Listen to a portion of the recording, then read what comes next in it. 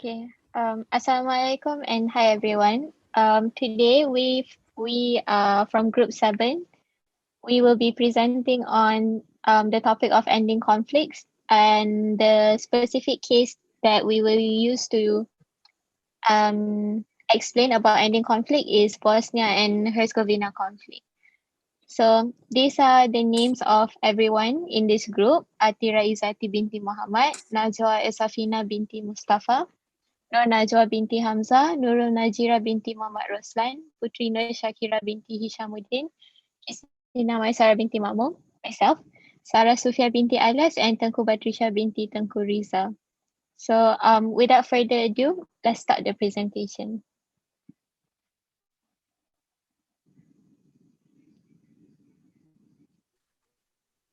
Tira, I think you can start now. Okay. It is always easier to get into a conflict rather than to get out of one. So, conflict termination is the formal end of fighting, not the end of the conflict. So, U.S. doctrine holds that the goal of military operation is to set conditions that compel belligerent decision makers to end hostilities on terms favorable on the United States and its allies. So, conflict termination and resolution clearly are not the same thing. Conflict resolution is a long process. It is primarily a civil problem that may require military support. Through adventurous conflict termination, however, the military can set the conditions for successful conflict resolution. The key for successful conflict termination include the following fundamentals, which are conducting early contingency planning, establishing workable objective, goals, and end states, providing for adequate intelligence and signaling, ensuring unity of effort, harmonizing the civil with the military effort, and establishing the appropriate post-conflict organization. And then planning for termination and post-conflict operation should begin as early as possible. It must be an integracy, multinational, integrated effort. The first and primary objective is planning for termination and post-conflict peace operation is to establish an achievable end state based on clear objective. Okay. To the next user.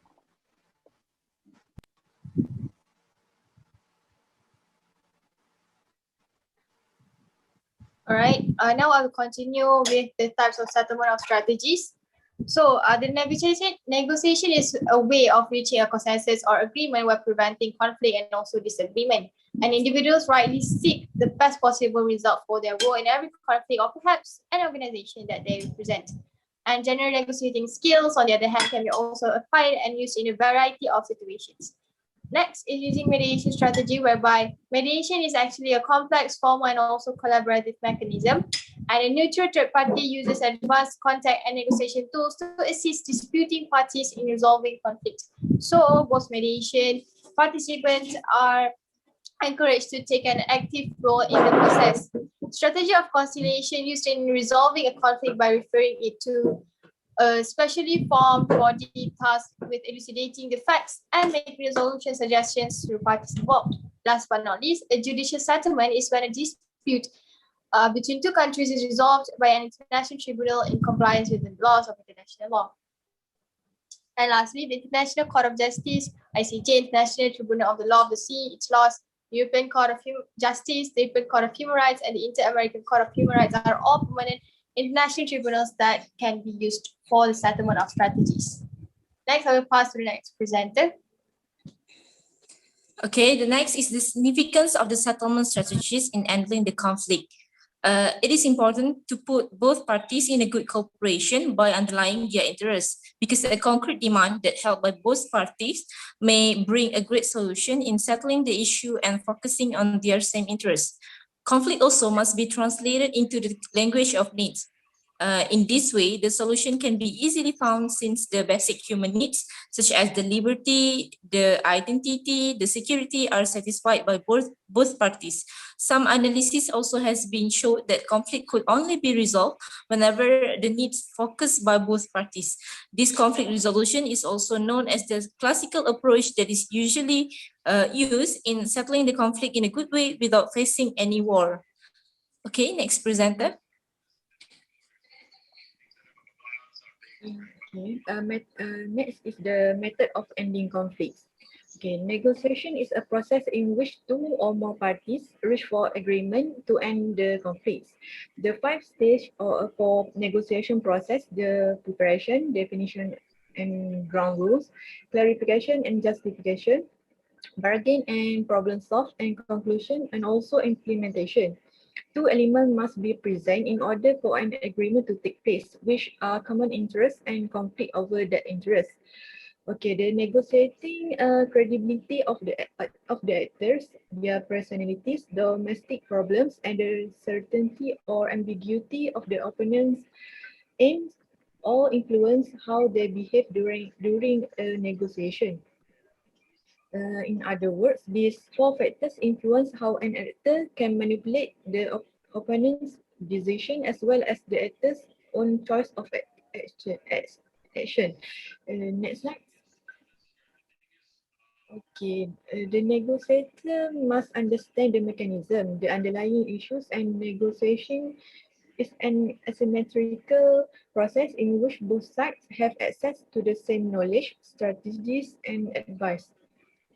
Next presenter, thank you. Hello. Okay. So I will continue with our case study for ending conflict of Bosnia and Herzegovina from 1992 and 1995. Okay. Before that, I will brief some of history. So, Bosnia and Herzegovina once the part of Kingdom of Yugoslavia, but didn't have formal status which after World War II, it became a part of Socialist Federal Republic or Yugoslavia alongside with five other republic country in Balkan. It included Serbia, Montenegro, Croatia, Slovenia, and Macedonia.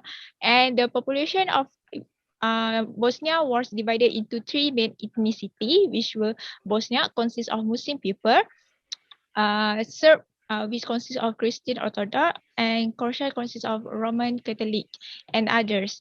And the separation of Bosnia from Yugoslavia Republic in 1992 received many reaction from multi-ethnic people of Bosnia because majority of Bosnia and Croatia support the creation of independent states. Meanwhile, the Bosnian Serb opposed the referendum, and this scenario became worse when Bosnian Serb leader Radovan Karadzic and his Serbian Democratic Party withdrew from government and set up their own Serbian National Assembly.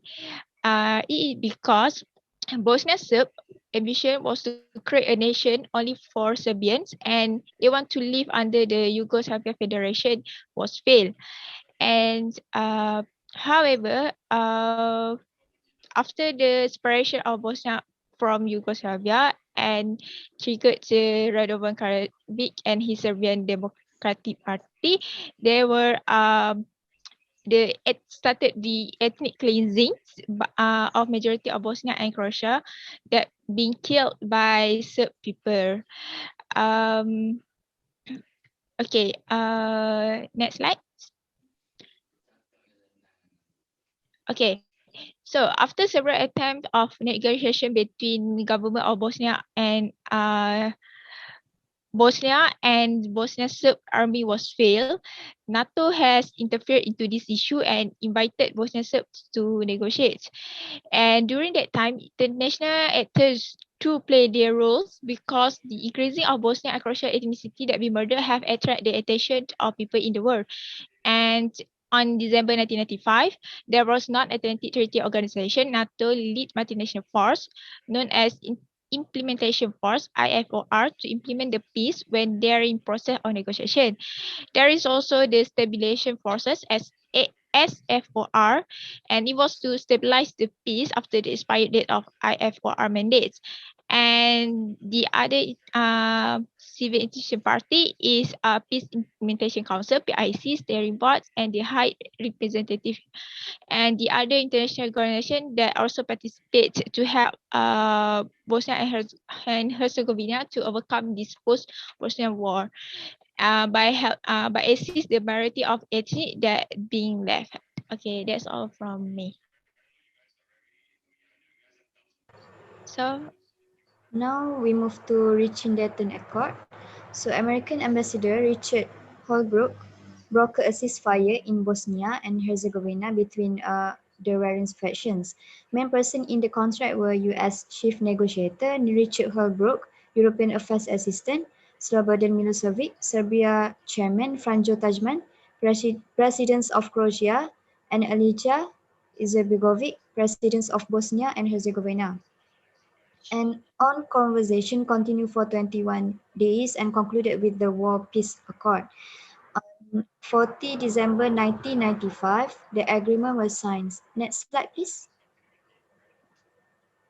Milosevic was the gateway to the negotiations. He dealt with Milosevic. One of the main problems in the talk was that it was not directly but only by Milosevic we need to negotiate with the Bosnian Serbs.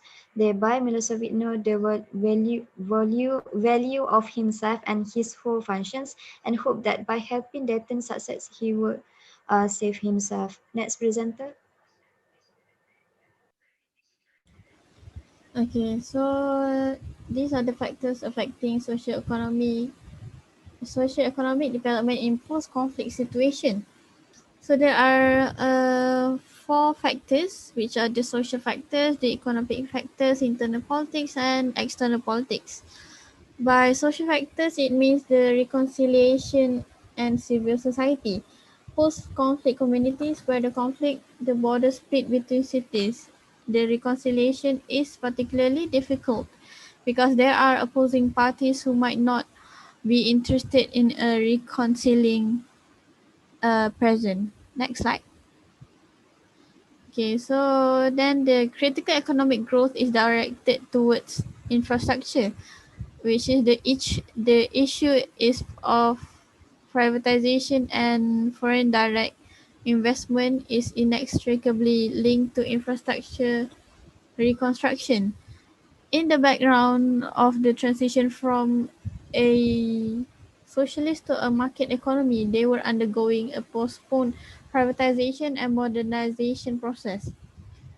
And another factor is the internal politics, which is the Kurd community represented by the Hrvatska Demokratska Zajednica, while the Muslim community is represented by Stranke Demokratske Akcije. Next slide. So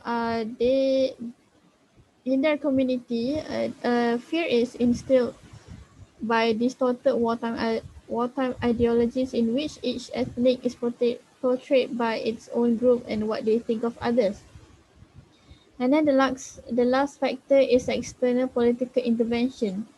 In Mostar, the Office of High Representative OHR is the most involved in terms of local socio-economic growth and political decisions. The imposition of the city's new status, which reunified the city governments, was the most obvious example of OHR intervention, as almost all decisions in the newly merged government are approved or guided by the OHR. That's all from me. Okay, so for the conclusion, we can see that the aftermath of ending conflicts will place a heavy burden on states to develop their states post-conflict, as the effects of conflicts are long-lasting and will not disappear in a fortnight. So hence, it is always important to search and implement a suitable strategy settlement to ensure that the conflict would end on good terms and the relationship between the states in conflict could be preserved for a long-lasting period. Finally, ending conflicts are not just to ensure that the relations of states are preserved, but it is also to prevent states from wasting their resources on military expenditures and instead use their resources towards building their own development. So that's all from us today about ending conflict about the Bosnia-Herzegovina conflict. Thank you so much for listening. Bye-bye.